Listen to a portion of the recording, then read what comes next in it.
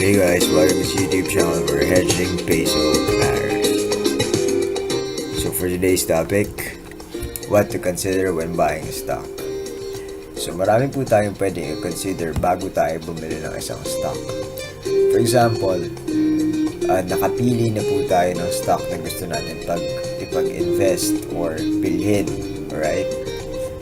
Now, kunyari nakapag-decide tayo na mag-invest sa company ABC, for instance. So, ngayon, at what point tayo bibili? Siyempre, meron tayong kino-consider, and one thing that we consider is the price. Alright?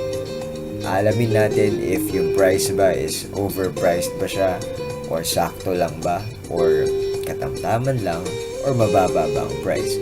So, yan po ang consider natin. Meron po tayong dalawang paraan para malaman natin kung bibili na ba natin ng isang stock. Alright? Now, yung isa, you simply maximize everything that there is sa ating platform.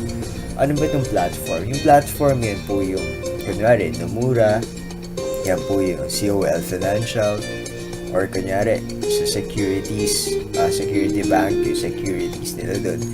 Yun po yung mga platform. Now, since I am using the COLfinancial platform, yun po ang gagamitin natin.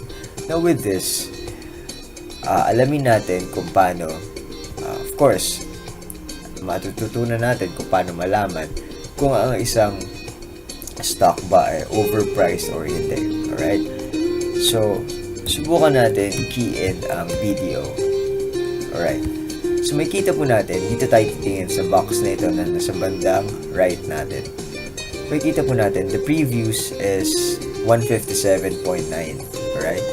Now, unang tingin pa lang, makikita mo ng mababa yung price niya. Bakit? Kasi pula po. Okay? Kapag mataas ang price, tingnan po natin observe natin mabuti. Red dito, di ba? Red din ito. Bakit red? Kasi mas mababa itong last price kesa dun sa previous price. Subukan po natin ng Jollibee. Nakita nyo green. Bakit din green? Kasi mas mataas ang last price kesa sa previous price. Alright? Itong previous price, ito yung price ng nakaraang araw. So for instance, ngayon po ay January 25. Ito yung previous price ng January 24. So, kung babalik po tayo sa video, makikita po natin red. Whenever makikita tayo ng red, okay, go signal ang red sa stock market. Sabihin, yan po ang nagpapahiwatig sa atin na bumili ka na pag red siya. Bakit? Kasi naka-sale ang price. Okay, mababa ang price. Ba't natin nasabing mababa? Tingnan po natin. Ang last price is 157, di ba? Pero pag tiningnan nyo po yung low, 156.50. So, napakalapit lang. 50 centavos lang ang difference ng low kesa doon sa last. So, mura siya. Pag tiningnan po natin sa Jollibee, ang low is 282 and yung last is 293.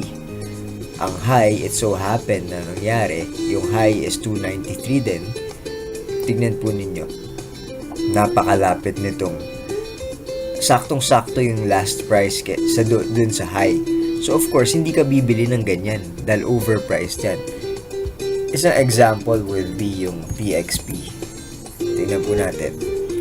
Ang high niya po is 9.78. Alright? Pero yung last price niya is 9.6. So hindi laging nangyayari na yung last tsaka yung high at the same. Okay? So 9.6, tapos dito po yung high niya is 9.78. So malapit, hindi ka rin bibili. So bibili tayo kapag medyo malapit sa low, which is 8.77. So kapag bumaba ito ng mga at least mga 8 siguro sabihin natin 8.80 or 8.85, medyo malapit-lapit sa 8.77, yun, dun po tayo bumili kasi mababa ang price. Alright? Ngayon, kapag malapit ang presyo sa high, wag po tayong bibili. Overpriced po yan. ito po yung isang paraan para malaman natin kung bibilhin ba natin or hindi, dahil kung overpriced ba or hindi. Ang isang paraan naman is gagamit po tayo ng tinatawag nating stochastics oscillator. So ano ba itong stochastics oscillator na to? So the stochastics oscillator is a momentum indicator comparing the closing price. Okay, ito yung operative word natin dito, price. Di ba ang pinag-uusapan natin kanina with respect dun sa the usage of the COLfinancial, yung presyo lagi pinag-uusapan natin kung overpriced ba or hindi. So ito, kino-compare nito yung closing price ng mga nakaraang prices over a certain period of time. So para maintindihan natin ng mas mabuti, meron po tayong diagram. Alright. Kapag ito pong stochastics bumagsak dito, for example, wala pa itong part na to. Wala pa itong part na to. So, bumagsak po dito ang stochastics natin. Ibig sabihin, oversold yan. Maraming nagbebenta. Pero pag umabot siya dito sa taas, maraming bumibili. Overbought. Tatandaan lang po natin, B sa taas, S sa baba. So, laging BS. Parang bull S. Alright? So, B, bought sa taas, sold S sa baba. So, kapag bumagsak po ito, bagsak po ang price. So, oversold dito.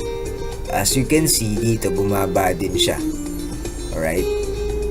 Bumaba rin dito yung price. Okay? Dito bumaba din. Dito naman sa taas, overbought naman siya. Mataas siya dito, mataas din doon. Alright? So, yan po. So, ngayon, i-apply po natin siya sa ating chart. Now, ang una po nating dapat na malaman is paano ba natin i-set up itong stochastics. Alright, alisin ko yung volume. So, ang una po natin gagawin pag i-set up po natin ang ating stochastic na oscillator is ganito. Pupunta po tayo dito. Ito parang chart na nakalagay. Pag pinatong nyo po or hinover natin ang ating mouse dito, makikita po natin yung word na indicator. So, press po natin yan, click natin yan. And then we type in stock. Ayan. Kahit yan lang, lalabas na to, stochastics. So, click po natin yung stochastics. May lalabas po dito. Alright? Now, punta po na po tayo dito sa settings. Format natin. Ayusin natin. Gawin natin green ito para madaling makita. At itodo natin para kumapal. Gawin po natin green. Alright? So, ang tinitignan nating price kanina is yung BDO. Alright. So, makikita po natin dito ang BDO. Diba, tinitignan natin kanina. Alright, tika. Lapit natin konti. Okay, zoom. Ayan. Kita po natin. So, balik po tayo dito. BDO. Kita po natin, red, diba? Ibig sabihin, mas mababa siya doon sa previous. So, tignan natin kung accurate ba ito, itong table na ito, doon sa ating stochastics. Tignan po natin. Mababa rin siya dito, diba? So, itong BDO is nearing the oversold area. So, nagmumura na ang price. Makikita nyo rin dito sa ating candlesticks, pababa rin. Alright? Same thing dun sa ating diagram na pababa dito, pababa din dito sa stochastics, pababa rin sa candlestick. Oversold siya. Alright? Same thing with this. Oversold. Malapit na mag-oversold. Alright? So, pwede ka nang bumili dyan. Pero dapat make it sure na pag bibili ka, titingnan naman natin dito na malapit siya dun sa low bago tayo bumili. Alright? So, isa pa, tingnan natin. Yung JFC. Diba? Mataas. Last price niya is 293. Ang high niya is 293 din. Ang low is 282. So, check natin dito sa ating, sa ating chart. Diba? Ito sa BDO, mababa yung stochastic. Tingnan natin itong JFC. O, tingnan natin. Tingnan nyo. Mataas. Ibig sabihin, oversold. Overpriced na ito. So, pag nakita mo, tumataas yung price na yan, huwag kang hahabol dyan para bumili. may tendency po yan na bumagsak. Alright?